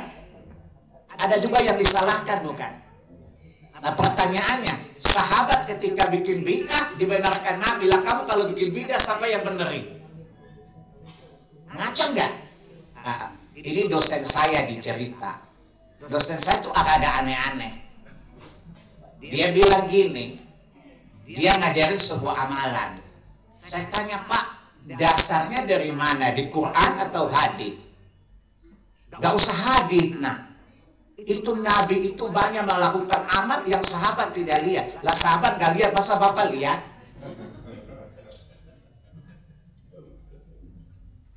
Apa kata dia? Banyak hadis yang tidak tercatat. Lah yang tercatat Bapak gak hafal, gimana gak dicatat? Gimana Bapak tahu itu hadis? Awalnya teman saya memenerangkan kata dosen saya. Pas saya protes, untuk aja kamu loh. Saya bilang udah miskin, goblok lah. Ya? Saya bilang, Bapak bilang banyak hadis tidak tercatat. Dari mana Bapak tahu hadis? Yang dicatat yang gak hafal? Apa kata dia? Banyak perbuatan Nabi yang tidak dilihat sahabat. Nah, sahabat gak lihat, dari mana Bapak tahu? Bapak bilang Bapak cenayang. Kan ada bin ajaib di pernyataan orang. Bapak profesor kok goblok banget sih Pak? Dia bilang, kamu kok cerewet amat sih? Bukan cerewet Pak, memang saya cerdas. Ya, sama-sama cer, bukan wet tapi das. Lah saya tanya sama Bapak, lah sahabat yang ada bersama Nabi nggak tahu, Bapak bukan sahabat, dari mana Bapak tahu itu Nabi lakukan? Emang Allah kirimkan video buat Bapak? Saya tanya. Yang ada bin ajaib. Lucu kan? Ya. Kemudian kita boleh bid'ah. Ini sahabat juga berbid'ah. Nah, pertanyaannya adalah tidak semua perbuatan sahabat dibenarkan Nabi kan? Sama diprotes. Contoh saya pernah cerita. Ada 3 orang datang melihat amalannya Nabi kan? Ternyata menurut mereka amalan Nabi tidak banyak. Wajarlah Nabi sudah diampuni. Maka yang satu bilang, demi Allah saya tidak akan tidur sepanjang malam. Saya sholat sepanjang malam. Niatnya baik enggak? Yang mau dia bikin baik kebaikan sholat malam bukan? Yang satu bilang demi Allah saya tidak makan sepanjang siang. Dia puasa 2 sepanjang hari. Yang satu rupanya jomblo. Demi Allah saya tidak akan menikah. Saya akan begadang sepanjang malam dan puasa setiap hari. Ini niatnya baik enggak? Mereka ingin mendekatkan diri kepada Allah dengan ibadah bukan? Apakah Nabi benarkan perbuatan ketiganya? Tidak. Jelas? Menunjukkan bahwa tidak semua inisiatif sahabat itu dibenarkan oleh Rasulullah. Maka pertanyaannya lah, pakai bikin bid'ah yang benarin siapa? Kalau sahabat kan dibenarkan oleh Nabi kan? Ini benar. Yang merekomendasikan Anda bahwa itu baik itu siapa? Nah, kadang-kadang kalau nggak belajar agama, iya juga sih, benar juga ya. Paham? Tapi kalau kita belajar agama, maka kita tahu mana bengkoknya cara berpikir orang. Jadi saya tanya, lah sahabat aja nggak lihat, bagaimana Bapak lihat? Banyak hadis yang tidak tercatat. Lah cara Bapak nggak hafal, itu nggak bisa dari mana Bapak tahu itu hadis? Saya tanya, emang tadi malam Allah kirim video ke Bapak ya? Cara ibadahnya Nabi begitu dan begini. Bapak itu bilang gini, minggu depan kamu nggak boleh masuk data kuliah saya. Saya kurangi uang kuliah, boleh nggak Pak? Kalau saya bayar full kok, gimana Bapak kurang nggak saya? Kata kawan saya, kamu boleh nantang, soalnya kamu kan orang kaya. Pintar lagi. Jadi wajar kalau nantang. Lah kita udah miskin, kalau nantang susah banget lagi. Ya, saya bilang lah bagaimana? Bapak mau tidak saya ikut bulan depan, saya boleh keluarin Bapak, kan saya yang bayar Bapak. Pertanyaannya adalah, boleh nggak saya kurangi uang semester Pak? Ya nggak bisa lah. Kalau begitu saya tetap kuliah Pak, bisa punya hak kok. Bapak boleh tidak izinkan saya kalau uang kuliah pun saya kurangin Pak. Kalau kamu kuliah tetapi tidak lulus, saya bawa you ke polisi, jangan macam-macam sama saya. Bawa itu bahan, kita 2 debat di depan polisi. Karena saya lulus A lagi. Makanya dia takut, karena waktu kapoldanya ipar saya.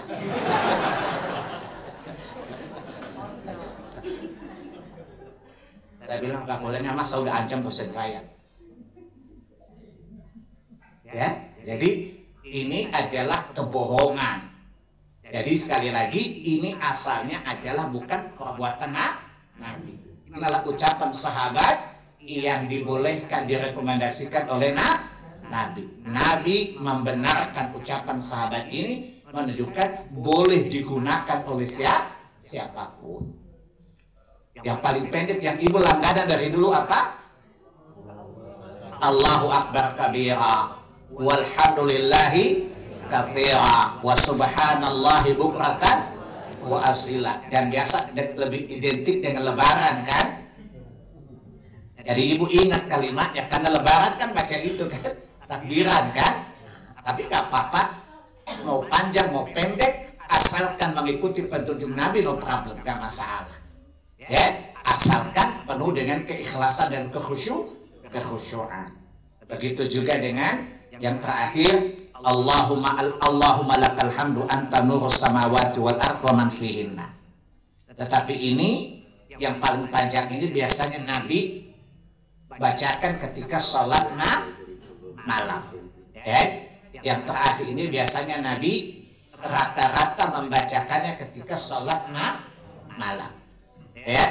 Allahumma lakal hamd anta nurus samawati wal ardi wa man fihinna, walakal hamdu anta qayyimus samawati wal ardi wa man fihinna, walakal hamd anta malikus samawati wal ardi wa man fihinna, walakal hamd antal haq wa wa'duka haq wa qawluka haq, ya, wa liqa'uka haq, ya, wal jannatu haq wan naru haq was sa'atu haq wan nabiyyuna haq wa Muhammadun haq.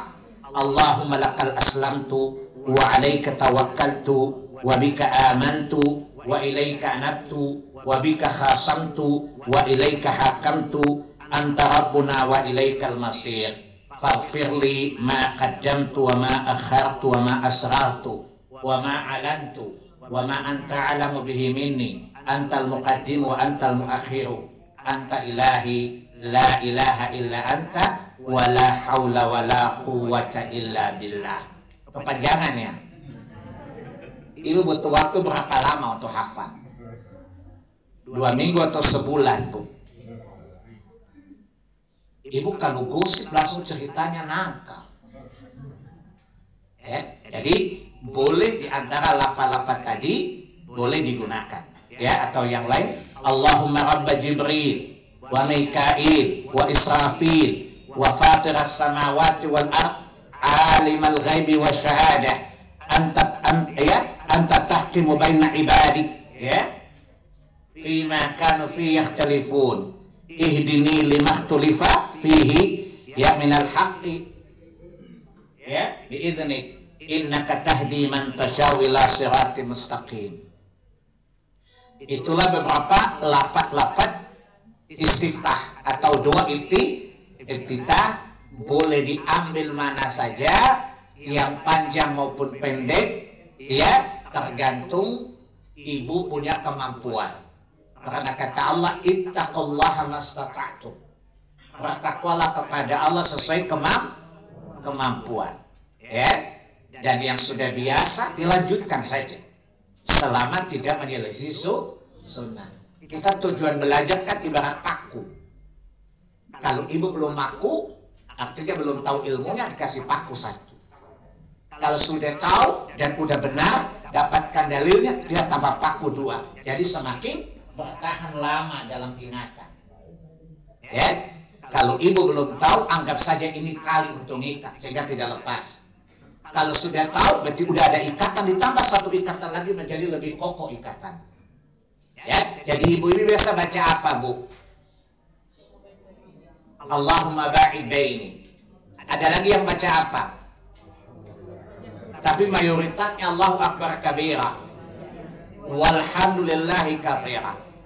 Kalau biasanya ibu-ibu baca, biasa anggota Aisyah biasa, ya, ibu-ibu Aisyah atau Muhammadiyah biasa dulu Allahumma ba'id baini. Adapun yang ormas tetangga biasa Allahu Akbar kabira, walhamdulillahi katsira, wa subhanallahi bukratan wa asila. Persalahannya tidak masalah karena semuanya adalah rekomendasi dari Nabi. Dan tadi Quran surah 64 ayat 16, fattaqullaha mastata'tum, bertakwalah kalian kepada Allah sesuai kemampuan. Yang penting apa kata Nabi? Allah senang dengan sebuah amalan yang sedikit tapi kontinu. Tidak masalah. Baik. Kemudian membaca ta'awudz. A'udzu billahi minasyaitonir rajim. Poin yang ketujuh, ya, secara sir, tidak mengeraskannya. Ya, berdasarkan umuman dalil, fa idza qara'tal qur'ana fasta'idz billahi minasyaitonir rajim. Ya, jadi bukan mengawali salat dengan baca Al-Ikhlas, Al-Falaq dan An-Nas, tidak ada petunjuknya. Kan kalau kita lihat di beberapa masjid itu imamnya bacanya Al-Falaq, An-Nas. Ya, padahal sunnahnya adalah membaca ta'awudz ketika membaca Al-Fatihah. Ya, berdasarkan dalil umum di surat 16 ayat 98. Idza qara'tal Qur'ana fasta'idz billahi minasyaitonir rajim. Jika engkau hendak membaca Al-Qur'an, maka beristi'adzalah, memohon perlindungan kepada Allah Subhanahu wa taala, itu ucapan a'udzu billahi minasyaitonir rajim. Ya. Jelas? Dengan beberapa kalimat, beberapa lafaz. Pertama, a'udzu billahi minasyaitonir rajim min hamzihi wa nafthihi wa nafsihi. Wa nafsihi, ya. Aku berlindung kepada Allah dari godaan syaitan yang terkutuk, dari penyakit gila, kesombongan, dan syairnya yang tercela. Atau kalimat yang lain, a'udzu billahi as-sami'il 'alim minasyaitonir rajim min hamzihi wa nafthihi wa nafsihi. Aku berlindung kepada Allah yang maha mendengar lagi maha mengetahui dari syaitan yang terkutuk, dari penyakit gila, kesombongan, dan syairnya yang tercela. Dan kata para ulama, nyanyian itu syair-syair syaitan. Musik itu adalah syair-syairnya syaitan. Ya. Jadi disunahkan membaca ta'awudz ketika membaca surat Al-Fatihah. Ya, kemudian Nabi membaca Bismillahirrahmanirrahim. Ya, jadi setelah baca iftitah, sesudah itu biasa baca apa, Bu? Al-Fatihah kan? Disunahkan membaca ta'awudz. A'udzu billahi minasyaitonir rajim. Berdasarkan dari Abu Hurairah, dia mendengar Nabi membaca ta'awudz sebelum membaca surat Al-Fatihah di rakaat yang pertama. Tetapi para ulama mengatakan boleh membaca pada Al-Fatihah berikut. Tapi riwayat Abu Hurairah, dia mendengar Nabi membaca pada rakaat yang pertama. Jelas? Berdasarkan hadis, ya, Anas bin Malik, sallaitu khalfa Rasul. Ya, pertanyaannya gini, membaca bismillah itu bagi imam, ya kalau baca di makmum otomatis sir dong, gak dikerasin.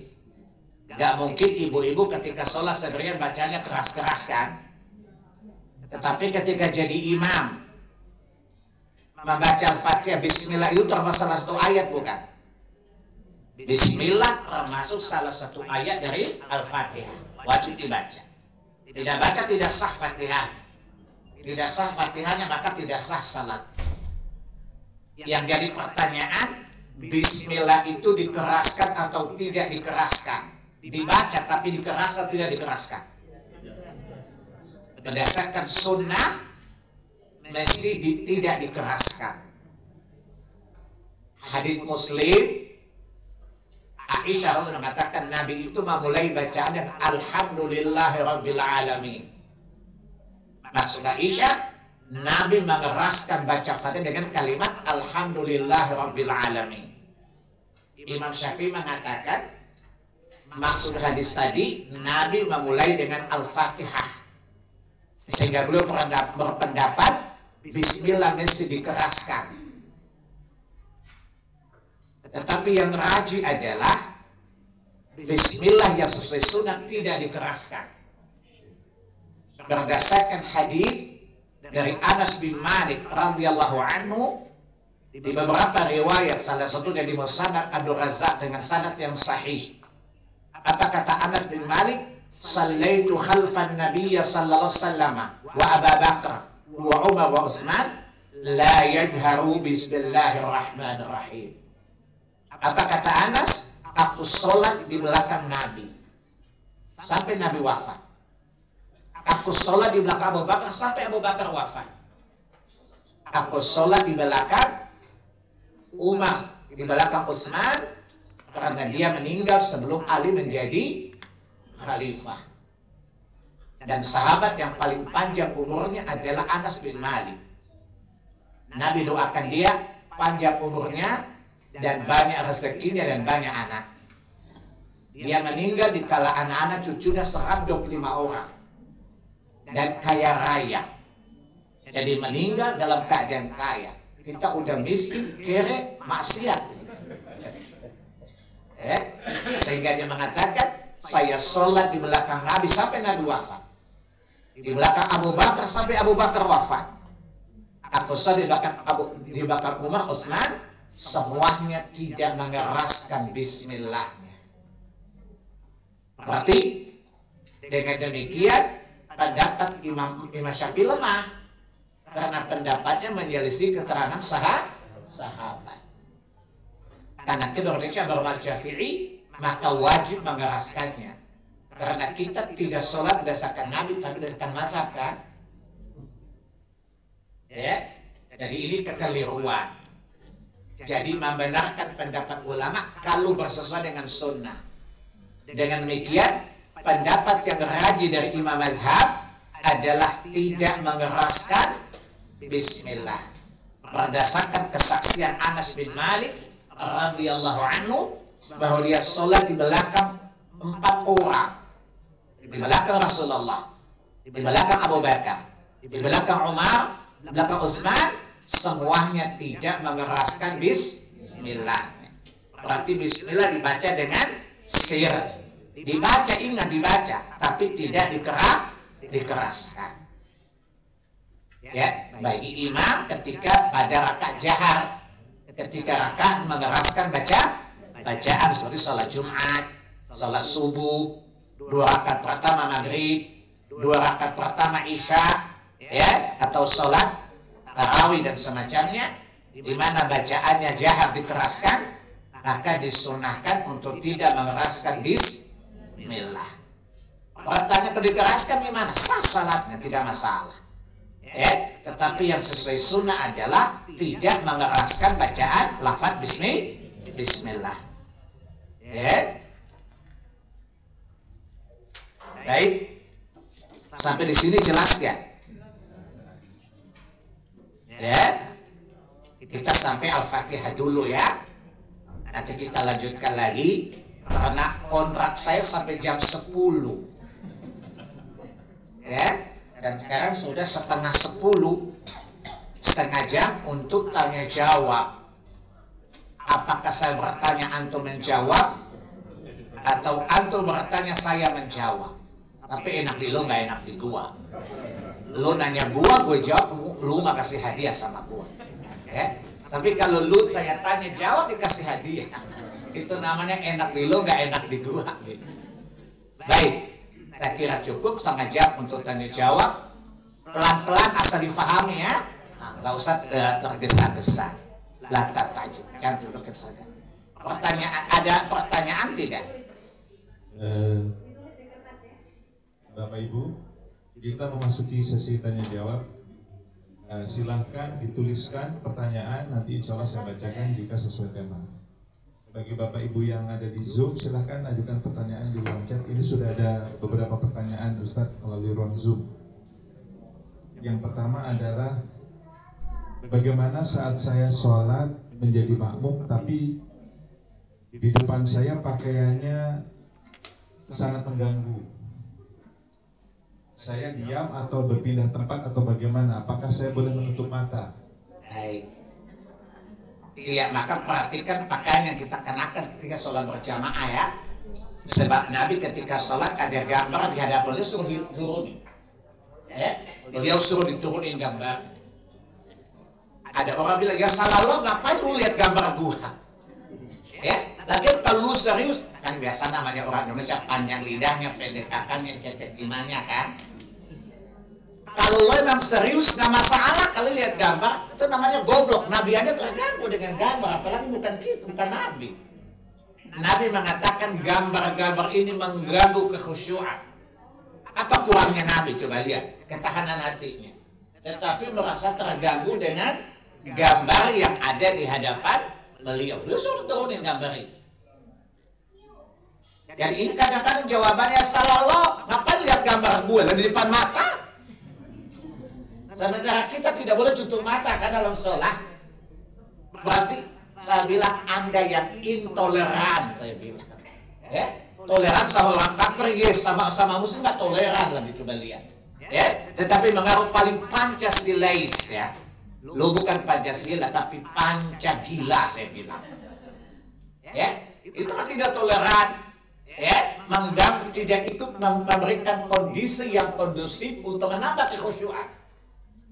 Ini termasuk apa kata Allah, ta'awanu 'alal birri wat taqwa. Surat 5 ayat 2. Saling tolong menolong dalam kebaikan dan takwa, bukan? Jangan sampai merusak kekhusyuan salat orang dengan gambar-gambar kita. Belakangnya apa? Muda poya-poya, tua kaya raya, mati masuk surga. Apa kata iblis? Lu gue banget gitu loh. Karena itu namanya hayalan, bukan? Dan salah satu hayalan itu kerjanya iblis. Surat 4 An-Nisa 119. Tulisannya ada gaduh. Dan pernah nasihatnya punya ada gaduh. Muda foya-foya, tua kaya raya, mati masuk surga. Dibaca di orang di belakang. Kan ngaco itu. Ini namanya dia tidak termasuk mengganggu salat orang, bukan? Coba lihat. Mulut bau aja mengganggu, apalagi tulisan, maka tidak boleh. Dan ini termasuk perbuatan bermaksiat di dalam sholat, karena mengurangi kekhusyuan sholat orang. Ini kezaliman, bukan? Kezaliman. Berbuat zalim dalam sholat karena apa? Bisa merusak sholat orang lain. Mana gambarnya hantu lagi bukaan, vampir. Ada yang gambarnya vampir, ada John Lennon, ada Mick Jagger, gila loh. Mana besar lagi Mick Jagger dengan gaya gilanya gitu. Diperlihatkan, ini mengganggu sekali. Ini termasuk kezaliman. Ini termasuk menzalimi orang lain, dianggap biasa. Tapi ini kezaliman. Saya tanya, kezaliman mana besar ketika mengganggu ibadah orang lain? Ini kezaliman, bukan? Kezaliman. Katanya anti kezaliman, anti kekerasan, tapi ternyata kezaliman. Manusia itu ambivalen ya. Kalau dengan orang kafir itu zalim. Tapi merusak ibadah orang Islam dianggap biasa saja. Gereja ditungguin. Sholat gambarnya mengganggu orang khusyuk. Apa kata iblis? Mantap. Lanjutkan bersama kita bisa telapi to hell gitu. Jelas? Gimana sikap saya yang Ustaz ketika berada di belakang? Namanya sholat jamaah mau pindah gimana? Yang namanya jamaah kan memang sudah diatur rapat safnya kan? Mengikuti gimana bisa keluar dari saf kan nggak mungkin kan sholat sendirian. Pertanyaannya, kalau Anda pindah ke sini, ini kan kosong sampai nempatin. Kalau semua memiliki alasan supaya tidak terganggu, gak ada yang nempatin nggak? Sementara kalau ini saf bengkok, hati kita bengkok nggak? Berarti ada setan lalu lalang nggak? Ini namanya mansek, manusia setan. Nggak boleh, tetap di situ. Karena bagaimanapun kita sholat berjamaah namanya saf. Bayangin nggak? Si A tidak mau di situ. Alasannya apa? Terganggu sholat dipindah. Semua orang beranggapan sama nggak? Kalau apa? Safnya putus nggak? Tentu ini maksiat juga dalam sholat. Maka tetaplah di situ, lihat tempat sujud. Jangan lihat belakangnya dia. Kan solusinya lihat ke tempat sujud kan. Yang masalahnya ngapain lirik-lirik gitu. Jelas? Maka tadi sudah dijelaskan. Nabi memerintahkan kita melihat ke arah tempat sujud. Insya Allah solusinya gampang. Jangan melirik. Tapi lihatlah ke tempat sujud sejak awal sholat sampai akhir sholat. Aman insya Allah tanpa harus pindah tempat. Saya bayangkan, coba dilihat.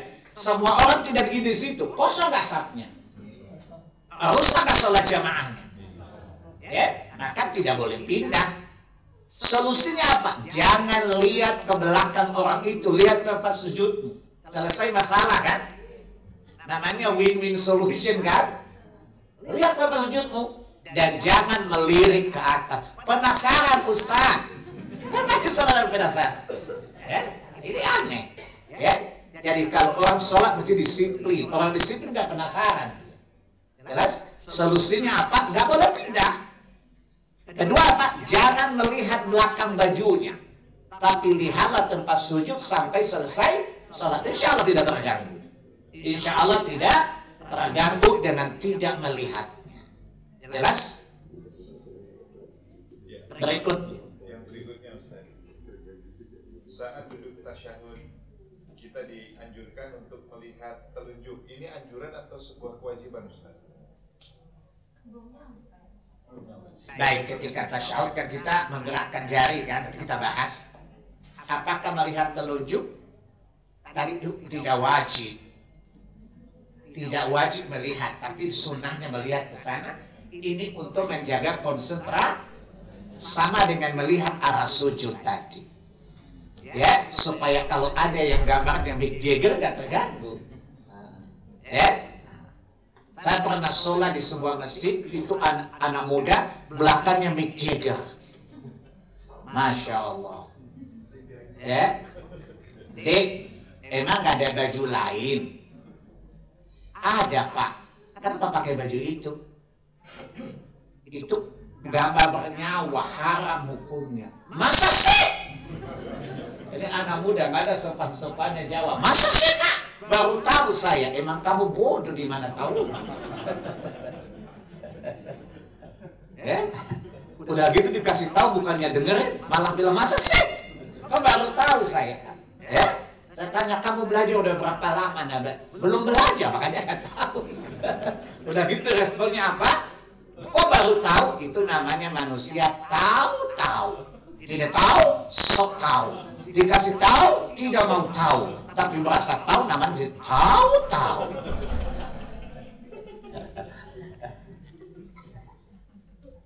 Namanya manusia tahu-tahu. Jelas ya? Maka ini tidak boleh sampai terjadi pada kita. Wallahu a'lam. Berikut. Ini pertanyaannya agak sulit tapi izin saya coba rangkum. Ustaz, kalau sholat bagi wanita, tangan itu di dalam mukena dan langsung bersentuhan dengan kulit, atau tangannya di atas mukena, melapisi mukenanya, maksudnya Iya. mukenanya. Baik, ibu-ibu kan mukenanya. Otomatis kalau mukenanya kan bertangan kan? Ada mukena yang pakai tangan kan? Pertanyaannya, ketika itu di dalam mukena kan mukenanya kan kalau pakai tangan kan susah dong di dalamnya. Ya, pertanyaannya adalah ada tangan atau tidak tangan di atas mukena tidak masalah. Yang penting posisinya di atas dada. Di dalam Nggak apa-apa. Karena tidak ada penjelasan di dalam mukena atau luar mukena. Yang menjadi patokan yang penting tangan kanan di atas tangan kiri sambil menggenggamnya dan di atas dada. Mau dadanya di dalam mukena lo tidak masalah. Paham? Yang penting di atas dada. Wallahu a'lam. Ya. Ustaz, saat imam membaca surat Al-Fatihah secara jahar, mungkin maksudnya sholat maghrib atau isya atau subuhnya Ustaz, makmum ikut membaca atau diam? Membacanya tidak bid'ah, tapi tidak membaca sah salat. Nanti penjelasannya pada 2 minggu akan datang. Ya, berdasarkan beberapa hadis dari 3 sahabat. Itu dijelaskan satu-satu. Jadi andai kata ketika sholat keras jahar, lalu makmum tidak baca surah, baca Al-Fatihah, sah sholatnya. Berdasarkan hadis tadi Said Al-Khudri. Tetapi kalau membacanya tidak bid'ah, berdasarkan hadis Abu Hurairah radhiyallahu anhu. Maka kesimpulannya adalah membaca Fatihah itu rukun, tapi gugur kewajibannya ketika sholat berjamaah bersama imam di rakaat yang keras. Maka di sini posisi makmum tidak wajib, sunnah saja. Paham? Maka jika dia baca, insya Allah baik. Kalau dia tidak baca, sholatnya tetap sah. Yang wajib adalah ketika rakaat sir, wajib dia baca, karena tidak mendengarkan bacaan imam. Wallahu a'lam. Ya. Iya. Pertanyaan yang lain banyak yang belum sesuai dengan tema, mungkin lebih sesuai untuk 2 pekan lagi Ustaz, jadi saya tidak bacakan, tapi ini mungkin saya bacakan pertanyaannya. Ustaz, saya sering tidak khusyuk di dalam sholat, sering ingat hal-hal yang tadinya tidak terpikirkan malah jadi terpikirkan saat sholat. Bagaimana supaya tidak terjadi hal demikian? Memang susah juga penjelasannya ya. Ya, karena tingkatan psikologi orang berbeda-beda ya. Solusi pertama, coba usahakan memahami bacaan. Sebab kalau kita menyibukkan diri dengan bacaan, kan kadang-kadang bacanya kemana, pikirannya kemana kan. Coba Bapak baca sambil cerna bacaannya walaupun nggak paham. Kalau Bismillah, jadi mulutnya ngomong, pikirannya ke bacaannya, insya Allah nggak kemana-mana pikirannya. Tapi coba lihat, udah gitu ngelihat ke atas lagi, ya pasti pikirannya kemana-mana. Mulut dan akalnya tidak sinkron, beda connecting. Ya, jadi tulalit nggak? Tulalit. Maka metode pertama, coba cerna bacaannya, menyibukkan diri dengan mencerna walaupun nggak paham. Ya, Bismillahirrahmanirrahim sambil mendengarkan bacaannya. Ya, maka pikiran kita akan terkonsentrasi pada bacaan walaupun nggak paham. Tapi kalau antum lebih paham, sama dengan antum ngomong lalu antum paham omongan antum, insya Allah tidak kemana-mana pikiran.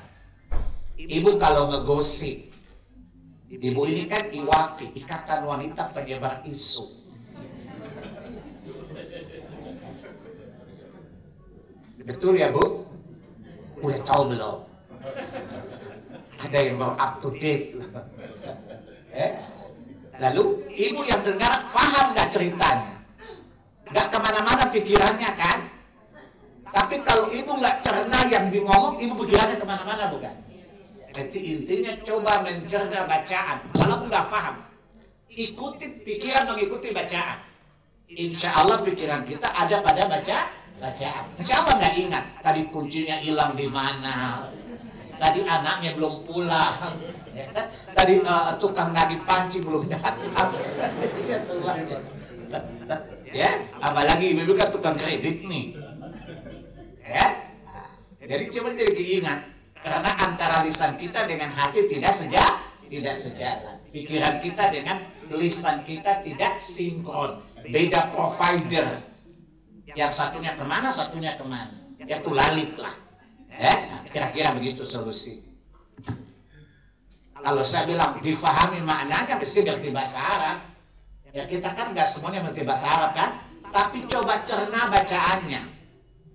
Ibu kalau nyanyi bahasa ini nggak paham, tapi mencerna bacaannya ibu hayatin nggak?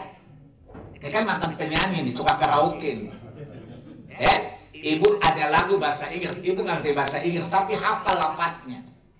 Lalu ibu cerna nyanyiannya, khusyuk nggak? Khusyuk, walaupun tidak ngerti kan? Jadi artinya bahwa cernalah bacaan, nggak paham.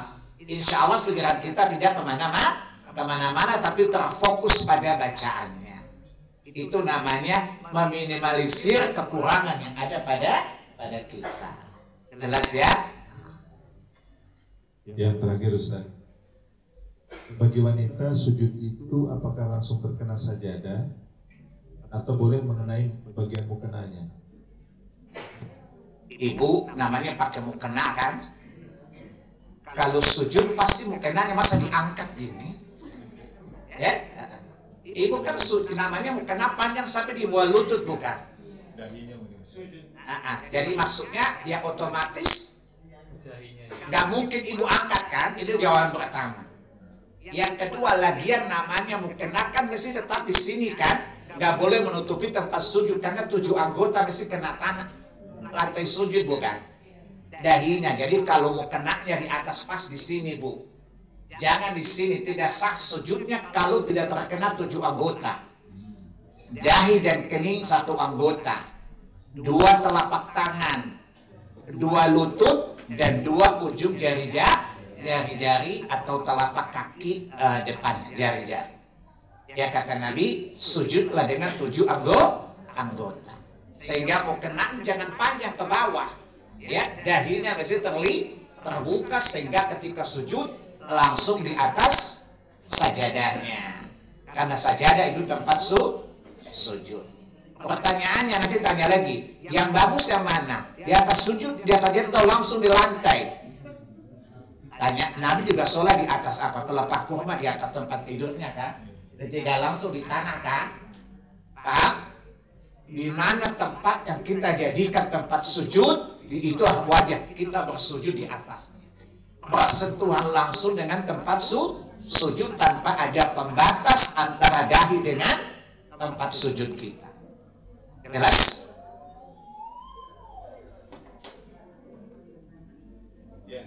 Baik, Bapak Ibu, sesi tanya jawab dengan Ustaz kita tutup dulu. Habis ini kita masuk ke bagian kuis ya, sebagaimana biasa. Bagi yang baru pertama kali hadir yang ingin saya sampaikan, kebiasaan kita pada kajian ini kita mengadakan kuis, yaitu waktunya bagi Ustaz bertanya, kita menjawab. Jawaban melalui nomor WA istri saya. Oh ya, mohon maaf, saya izinkan menutup dulu yang ada di ruang Zoom, karena yang ada di ruang Zoom tidak bisa ikut kuis karena tidak bisa diberikan hadiah secara langsung. Bagi Bapak Ibu yang berada di ruang Zoom, izinkan saya menutup ruang majelis ilmu ini. Sampai bertemu 2 pekan lagi pada lanjutan kajian praktek tata cara sholat. Penting untuk hadir sebagai kelanjutan dari ilmu yang sedang kita pelajari bersama guru kita Ustaz Sanad Kibas. Kita ucapkan doa kafaratul majelis bagi yang berada di ruang Zoom. Subhanaka Allahumma wa bihamdika asyhadu an la ilaha illa anta astaghfiruka wa atubu ilaik. Assalamualaikum warahmatullahi wabarakatuh.